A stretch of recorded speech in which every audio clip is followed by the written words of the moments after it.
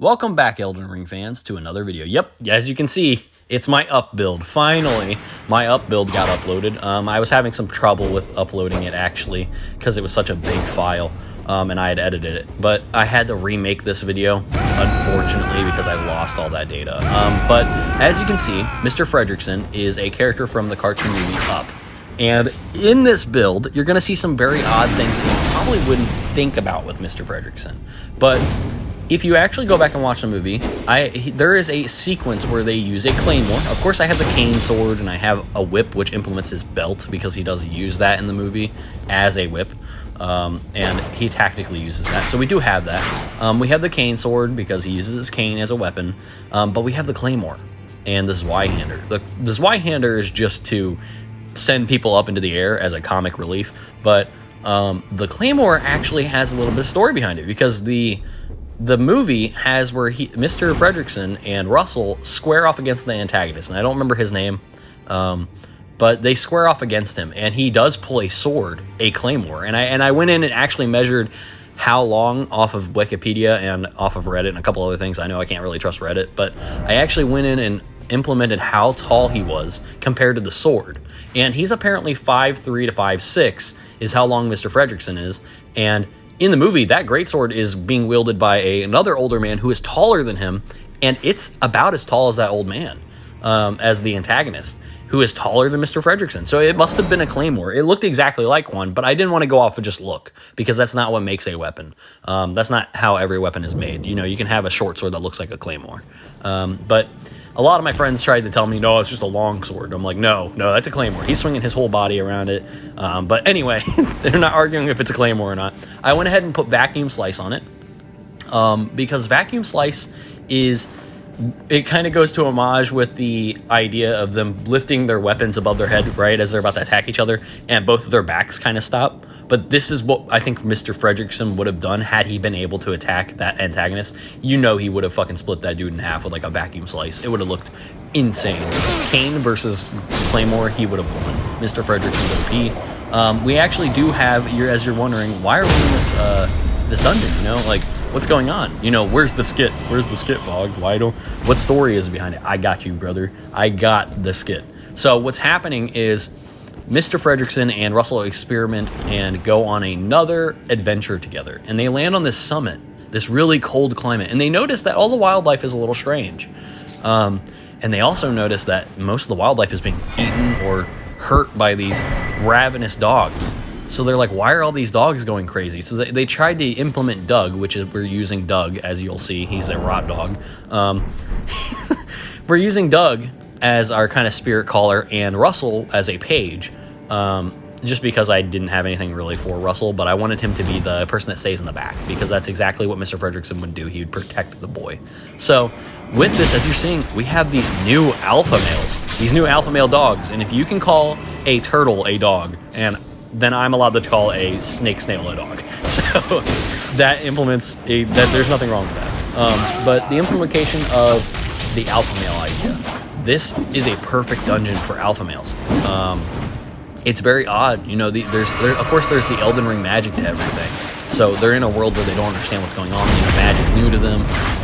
But when it comes to this new breed of dog that is able to just, you know, summon more allies to itself to protect itself, and they're all dog based, you know, they're all wolf based. So we do have where Doug also has that ability, but you know, Doug gives us that ability. So another summons that we use is the wolf pack, but I didn't use it in this video just because it seems like a cliche kind of, you know, summons. I wanted to use something that most people don't use, so I went ahead and maxed out my rot dog and my page.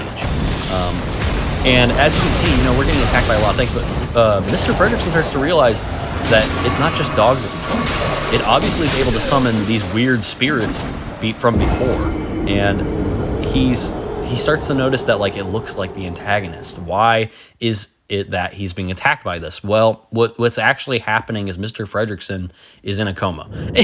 That's horrible to say, but Mr. Fredrickson is in a coma. And in this adventure that he thinks he's going through, he's actually facing his worst fears from his life. You know, he's fighting the idea of being swarmed by dogs, and his his dog is just not good enough. You know, like him being the alpha isn't a thing anymore. He's also dealing with the nightmare of his own, the antagonist in the movie, who actually was his favorite adventurer, who he idolized, is back. You know, after dying, he's back. Of course, we could put the snipe in here, but the snipe is actually what he's trying to find to free himself from this coma, and he's not having good luck with it. You know, as a character, he's trying to run through. You know, it's like he's spastically going through. He's trying to figure out what's going on, and eventually he becomes tactically acquired enough information to know, I need to take out these dudes first. You know, he goes through and he's running around. He's like, all right, do I need to just go ahead and try and run for it? Do I need to take out these guys? And he eventually implements the idea of, hey, if I don't take out these guys, I'm going to get swarmed. I need to become the alpha. So there he becomes the alpha. But we do have challengers for being alpha. And of course it's the Godskin Stitchers. But we summon Doug for this boss fight. Not because he rots them. He doesn't rot them because they're spirits. But I specifically picked Doug because, well, he's our best friend. He's our main friend.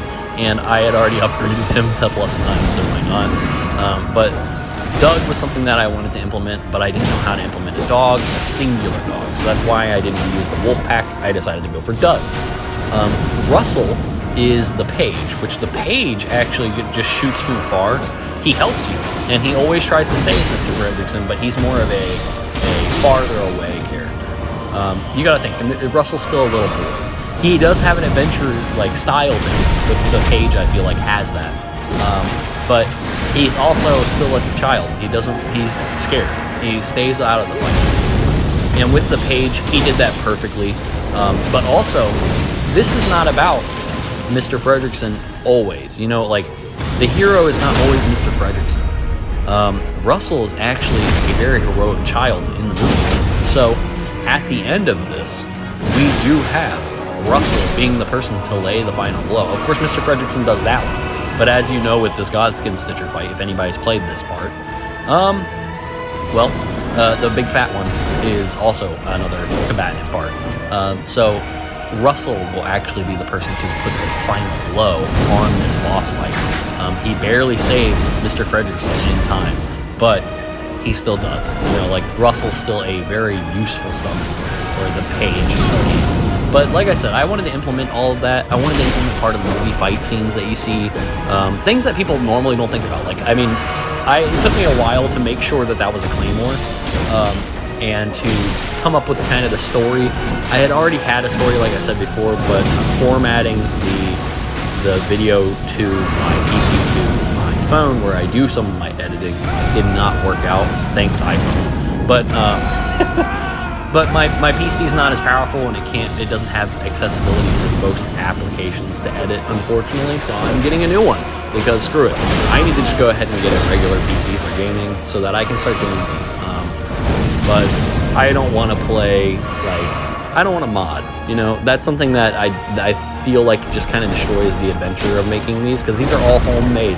You know, these are all made by me. I spend so much time on them. Mr. Fredrickson's, how I made him look, I feel like I could have done a little bit more, but I still think he looks good enough. But I wanted to implement more of his character design, because I can't make a cartoon character in this game. Not like Mr. Fredrickson. His facial structure is just way too cartoony. His giant nose would actually take away from his chin and his eyes. But I did try to implement his beady eyes, his gigantic jawline that he has. He has a huge mouth, huge wide mouth. I tried to implement his little bigger nose, and I got it to where I feel like it was okay. I gave him the after shadow, the 5 o'clock shadow, but it's white because he's older. But I've had a lot of fun making it. I did have a lot of fun. But I do need to start working on my other builds, because my other builds are really cool, and I actually have the footage for those. So those are going to be probably not, they're going to be around as long as this video, but I hope you guys enjoyed it. I did have a lot of fun. We do get saved by Russell here. Russell puts the final smackdown on this kid after we stun him, which is just a perfect way to end it with that boss fight. And of course, we finally find the curse, you know, whatever's happening. Why is Mr. Fredrickson in his coma? What's going on? That's kind of like the mystery of it all. I like to keep a mystery with it, but this right here, he will wake up eventually. You know, once he defeats this. And as I said, I picked this area because it's the summit. That's where I think that he would have landed. In the movie, he does almost land on the tip of a summit of a mountain with the house. And in this game, the tallest summit is actually next to the fire giant. And I felt like this was the perfect place to actually implement that. You know, it has the idea of alpha males. You know, things are summoning other things that can't control themselves, but are controlled by a singular thing. And this was just a perfect dungeon for it. You know, you can open up your imagination for that kind of stuff. And it implements the idea of wildlife. That's kind of why they're there. They're there to find the snipe, right? And of course, Mr. Fredrickson doesn't find his snipe, but he does realize, hey, this world needs help. So that's the idea behind Mr. Fredrickson with this build. Like I said, it's next to the forge of the giants, but I wanted to implement more of that world meeting this world, which is exactly what I do with my characters, if you haven't watched them before. So, like I said, I have all these different attachments for him and all this other stuff for him. But if you guys liked this, please leave a like, a comment, and a subscribe below. I will be implementing another video later today or tomorrow, probably tomorrow because of how long it takes to upload. But if you guys liked it, leave a like, leave a subscribe, have fun, and I'll see you guys in the next one. Peace out.